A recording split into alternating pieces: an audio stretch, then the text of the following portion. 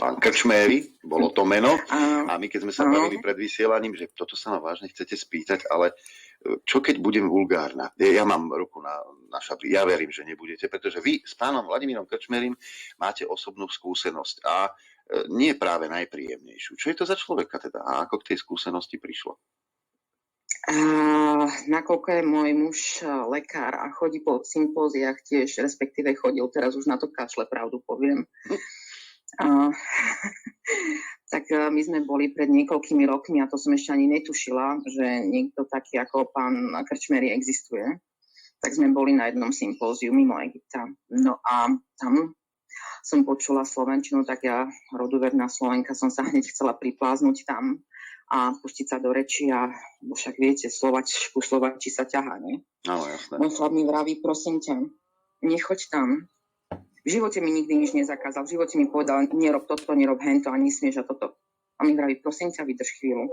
Nechoď tam. Uvidíš, čo sa bude diať. Najprv si to vypočuj spozdálí a potom, keď budeš chcieť, tak ako choď si vymeniť zo pár slov, ale prosím ťa, ešte vydrž. A mal pravdu ten môj chlap.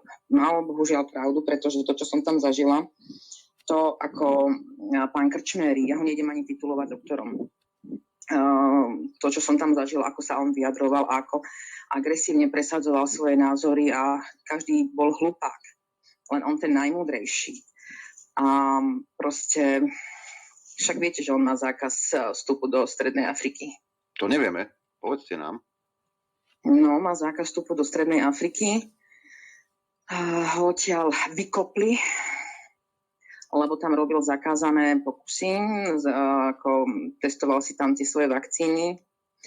Ale však ako nechápem, jak sa nám tam k tomu dostal, pretože on má vlastne profesúru z opatrovateľskej služby. Takže to je jedna vec.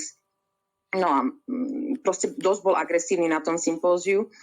No a už keď bolo samozrejme po tej oficiálnej časti a už večer sa sedelo ako pri koktejloch a tak som ho zažila v neskutočnom rozpoložení, tak ako prasprostý, praobyčajný, hnusný ožran.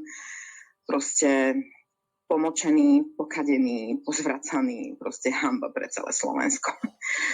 Úprimne povedané, nepriblížila som sa k nemu už len z toho, ako vystupoval, aký bol agresívny a ako vlastne jednal s ľuďmi, aj s odborníkmi, ktorí boli na vyššej úrovni, ako je on, a ktorí mali toho v hlave viac, ako má on doteraz. Že ako nemám s ním dobrú skúsenosť, bohužiaľ. A to vtedy som ešte ani netušila, že nejaký Krčméry existuje. No a čo si teraz po rokoch, keď môj muž pozeral so mnou ako nejaké tie novosti u nás doma, on mi vraví, pamätáš si toho pána? A hovorím, nie.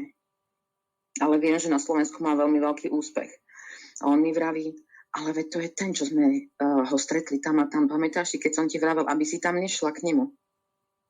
A hovorím, aha, tak vtedy som si spomenula. Nebolo to príjemné ani tá spomienka. A mám ešte jednu kolegyňu, ktorá, my sme spolu študovali na vysokej škole a ona potom prešla na Medinu. Bola tam aj pri ňom v Afrike, ale zmizla odtiaľ po necelých 10 dňoch. A teraz je kdesi čosi mimo, ani nejdem povedať, že kde, lebo je s ním tiež veľmi veľká pani doktorka a nerada sa k tomu vracia. Tak k takýmto informáciám sa ani sme nevedeli, že v Stredoafrickej republike má zákaz vstupu. Stredoafrická republika je taká obľúbená destinácia našich známych ľudí. Pozdravujeme do Popradu pána Kisku.